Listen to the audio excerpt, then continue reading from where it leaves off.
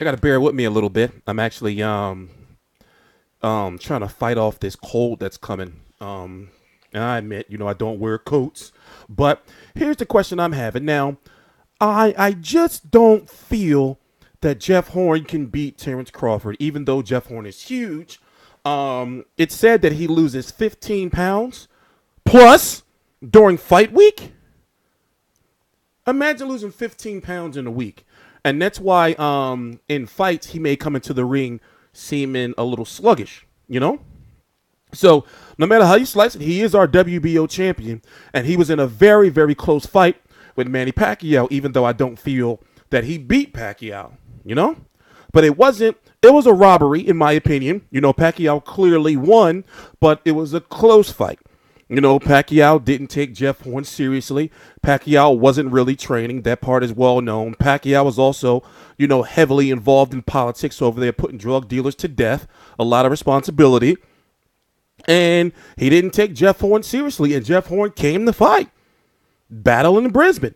It was in his hometown and plus in front of, it was 50,000 there, if I'm correct, something like that. And he got that hometown cooking.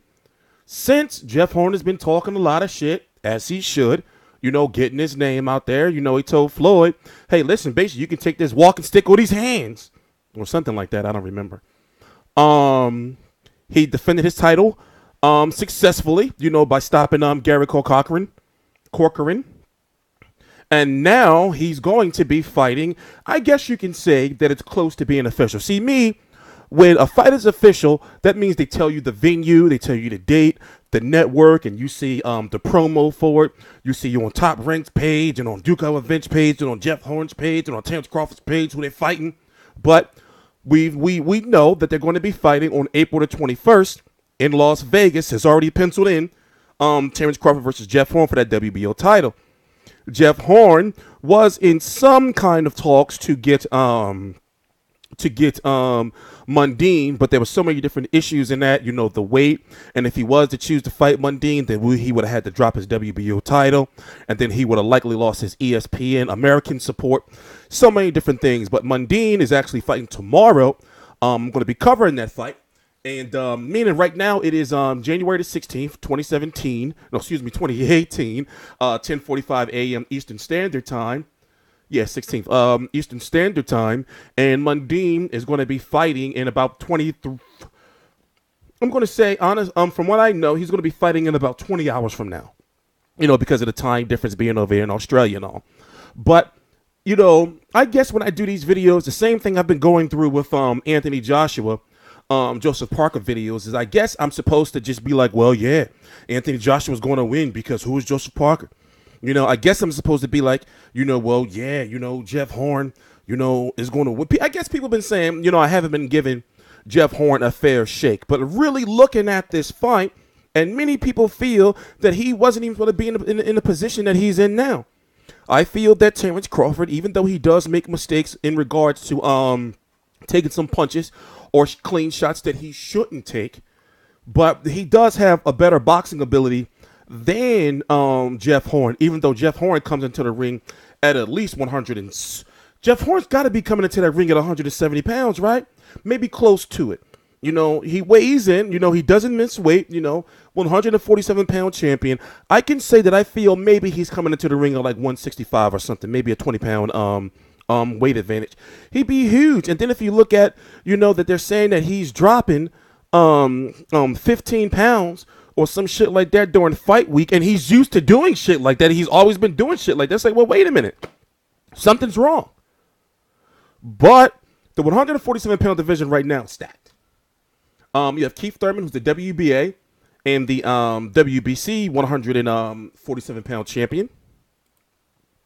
You have Errol Spence, who's taking on Lamont Peterson this weekend. Remember, it's the 16th. Lamont Peterson, Errol Spence and Lamont Peterson for the IBF title is going to be on the 20th this Saturday. I'm going to be there covering the fight. Here you have Jeff Horn over here, Now, don't worry about this right here. This is wrong. I have to update the rankings tomorrow on my page. But as they stand right now, Terence Crawford is number 1 and Manny Pacquiao is number 2. But let's just focus on the champions right now. Now, Keith Thurman and Errol Spence already said that they want no parts of Jeff Horn in a sense that they don't care about him, you know. They have their own little thing going on right here. But when you have Terence Crawford factored in, and if people, and you're saying, you know, people are saying that Terence Crawford is going to beat Jeff Horn, then that's when things get interesting, because believe it or not, it's like Terence Crawford is already the king of 147 because he haven't even got there yet. And people talking about, you know, the guys that he's going to beat. You know, Danny Garcia just last week was saying that Terence Crawford has to prove himself at 147 pounds because he hasn't fought anybody officially at that weight yet. Now let's go look at it. Here's Terence Crawford's record. 32-0 with 23 KOs. Julius Sendango, he defeated, you know, unification fight to become undisputed champion. As you can see, IBF, WBA, WBC, WBO titles on the line. This was a very big fight against Felix Diaz. I was at that fight. Many didn't think it was going to go the way it did. They thought it was going to be a close fight, but Terence Crawford was going to win. Nobody expected for him just to take Felix Diaz to school. This was a groundbreaking fight in a way because this was a Heyman fighter going. This was a Heyman fighter going over the HBO. At the time, it was a really, really big deal. A Heyman fighter going over the HBO. You know, the fight, Terence Crawford, John Molina. John Molina didn't put up a fight. This was his first pay-per-view. It didn't do well at all, something around 85,000 pay-per-view buys, you know, give or take, against Victor Postol. Very, very big fight. This fight had a lot of build-up, but of course, you know, Hank Lundy, a 135-pound fighter, naturally, you know, was stopped. Derry Jean was tagging Terence Crawford up quite a bit. Tomas Delorme, when this fight was announced, we already kind of knew that Tomas Delorme was going to get knocked out. You know, the Ray Beltran fight, the Jurkis Gamboa fight was very, very big at the time. And we also saw early in the fight that Terence Crawford was having some issues. But a lot of people attribute that to Terence Crawford switching to southpaw and getting adjusted. You know, and then there's Ricky Burns fight when he went over to Scotland to win his first world title. So looking at the resume, it's pretty sharp. But if you look, he has fought at 140 pounds before. Now, they call fights like this the official debut, you know, of a fighter in a new weight division. But if you look, he's fought here before, and I've been knew this, you know. But the most he's ever weighed in was 141 before he made that full leap. So even when he was fighting at 135, he was always considered bigger, you know, than a lot of the fighters. And his run at 135 was a short run, if you really, really think about it. You know, if you look at the 1, 2, 3, 4 fights, he got the title there. Then he defended it once. Wait a minute, no, he got the title, defended it twice, and then he moved up to 140 pounds. But, you know, in this day and age, where he's at right now, these 147-pound fighters hit hard. Now, in my personal opinion, I've been hearing it from a lot of fans, is that the super fight of 147 is Terence Crawford versus Errol Spence. And you would think it would be Keith Thurman versus Errol Spence or Keith Thurman versus Terence Crawford, but people will really want to see an Errol Spence versus a Terence Crawford. And also, if you look at Errol Spence, this is not him, by the way, it's Jeff Horn, obviously. He's, in my opinion, a bigger 147-pound fighter. You know, Errol Spence is huge. And yes, I know I probably sound like I'm saying Earl, but it's Errol with the O. I know. Just, damn it, leave me alone. Shut up. So I'm wondering what changes is Terence Crawford going to make at 147, because he can't afford to leave his chin exposed or take some of the shots that he took from guys like Jurkis Gamboa and Derry Jean at 147 pounds. He can't take that risk because they will hit the shit out of him. But overall, we've seen that he's an excellent boxer. He can fight you right-handed, but he fights majority of the fights, you know, southpaw. So I'm thinking if he should be a natural southpaw fighter, but whatever the case may be, dude is good. He's shown that he can move a lot in the Victor Postol fight. He showed that he can outbox you. You know, he's shown that he can switch things up for you, especially when he decides to go left-handed, you know. Or, you know, if fighters train for him to fight you left-handed, then he can just fight you, you know, right-handed, because he's a natural right-hand fighter. So it's really hard to give a Jeff Horn a chance. I mean, yeah, he's got that fighter's chance. He's got that puncher's chance. And he does, you know, have a pretty high work rate. But also, he do be getting busted up. You know, even in this fight right here, I watched this fight. He got busted up, you know. Randall Bailey, he was getting busted up a little bit. You know, so, I mean, I don't want to be, sound like I'm shitting on Jeff Horn and everything like that. And I understand I'm sounding very critical, but am I right? And I understand the people in Australia are like, man, people are not giving Jeff Horn this and everything. In boxing, people gamble, and even you people in Australia, he got the Pacquiao win, but this is not in Australia anymore. He's going to Vegas.